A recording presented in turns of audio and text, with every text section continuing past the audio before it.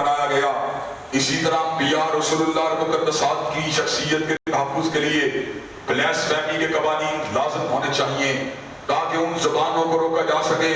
جو دریدہ دہنی کی تمام حدود سے تجاوز کرتے ہوئے مقدسات کے اوپر حملہ کرتی ہیں۔ یہی وجہ ہے کہ شیعوں کے مقتدر رہنما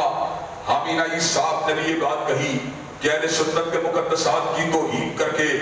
معاشرے کے اندر انتشار و خلفشار پیدا کرنا کسی بھی طور کے پر درست نہیں ہے۔ حضرت قاضی حسین احمد صاحب اس وقت حیات تھے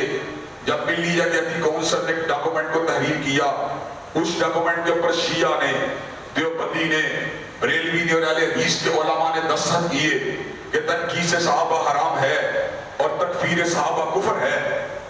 جن کے اوپر شیعہ سنی علماء نے دستخط کیے، وہ ڈاکومنٹ آج معاشرے کے اندر امن و امان کی ضمانت دیتا ہے اور بقائے باہمی کا ایک بہت بڑا جو ہے وہ دستاویز اور چارٹر ہے۔ حضرات گرامی قدر، مغرب کے اندر جب بھی تہذیبوں کے تصادم کے امکانات پیدا ہوتے ہیں وہ اسی وقت پیدا ہوتے ہیں جب قرآن مجید کے صفحات کی بے حرمتی کرنے کی بات ہوتی ہے یا حضرت رسول اللہ صلی اللہ علیہ وسلم کی ناموس کے اوپر حملہ کیا جاتا ہے۔ حضرات گرامی قدر، یہ کسی بھی طور کے پر بات نہ روا ہے، نہ جائز ہے، نہ درست ہے کہ مقدسات کی توہین کو کسی نہ کسی بہانے کے ساتھ، ہیلے کے ساتھ کیا جائے۔ حضرات گرامی قدر، یہی وجہ ہے کہ چودھری پرویز الہی کے دور کے اندر بھی ناموس صحابہ بل کو پنجاب اسمبلی سے منظور کیا گیا، لیکن ایک سازش کے تحت گورنر پنجاب کے دستخطوں سے قبل ہی اس کو روک لیا گیا۔ بعد میں مولانا عبدالاکبر چترالی، اللہ تبارک و تعالیٰ ان کی جہود کو قبول فرمائے، انہوں نے قومی اسمبلی کے اندر ناموس صحابہ بل کو پاس کروایا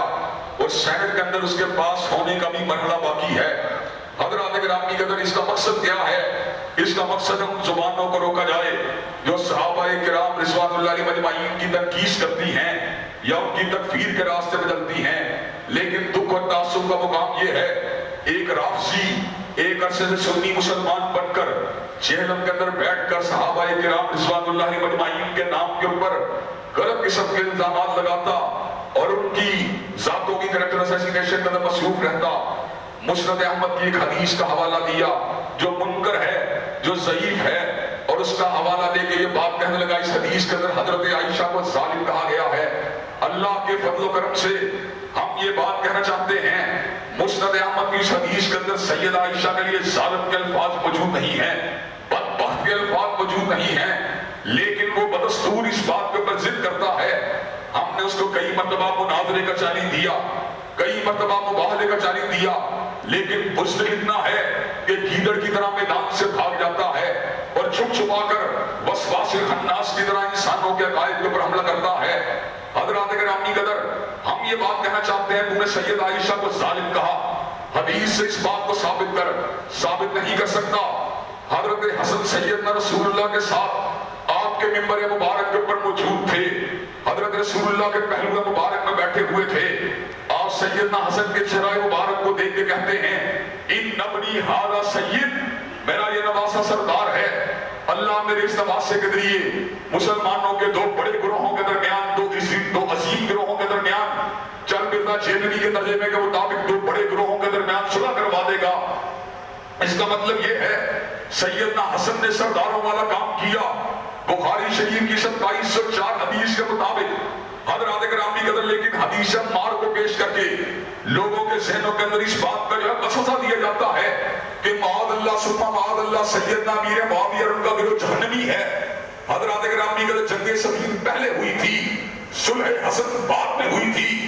صلح حسن جب ہوئی تھی جنگ صفین کے بعد، تو حضرت رسول اللہ نے اس کے بارے میں کہا تھا حسن جو ہے وہ مسلمانوں کے دو عظیم گروہوں کے درمیان صلح کروائے گا۔ گویا کہ جنگ صفین سے گزر جانے کے بعد بھی جس وقت سیدنا حسن نے سیدنا امیر معاویہ کے سپرد امت کے معاملات کو کر دیا، اس وقت بھی سیدنا امیر معاویہ کا گروہ اسی طرح مسلمان تھا جس سے ان کے مد مقابل گروہ مسلمان تھا۔ آج سے کئی برس قبل مرزا جیلوی نے خود اس بات کا اعتراف کیا تھا کہ سیدنا حسن نے سیدنا امیر معاویہ کے ہاتھ کے اوپر بیعت کر کے گویا کہ سیدنا امیر معاویہ کی توثیق کی تھی، اور آج کے دن جو سیدنا امیر معاویہ کو معاذ اللہ جہنمی ثابت کرنا چاہتا ہے، اس کو کل قیامت کے دن اللہ کے عذاب سے ڈرنا چاہیے۔ اللہ کا رسول تم کو مسلمان کہے،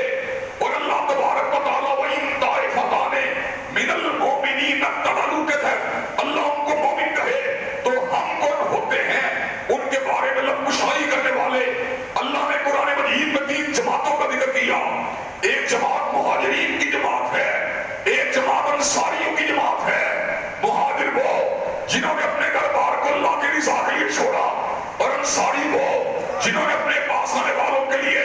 اپنے دربار کے دروازوں کو کھولا، ان کے دنیا سے چلے جانے کے بعد آنے والے مومن جن کے اندر تابعین بھی شامل ہیں، تبع تابعین بھی شامل ہیں، اور آج تک کے مسلمان بھی شامل ہیں، ان کا قول کیا ہونا چاہیے؟ والذین جاؤوا من بعدہم، جو ان کے بعد آئے وہ کیا کہتے ہیں؟ یقولون، وہ الفاظ بولتے ہیں، ربنا اغفر لنا، اللہ ہمیں بھی معاف کر دے، وَلِإِخْوَانِنَا الَّذِينَ سَبَقُونَا بِالْإِيمَانِ، اور ان کو بھی معاف کر دے جو دنیا میں ہم سے قبل ایمان سے رخصت ہوئے، وَلَا تَجْعَلْ فِي قُلُوبِنَا غِلًّا لِلَّذِينَ آمَنُوا، اور ہمارے دلوں کے اندر ہم سے پہلے چلے جانے والے مومنوں کے بارے میں کینے کو پیدا نہ کر، ربنا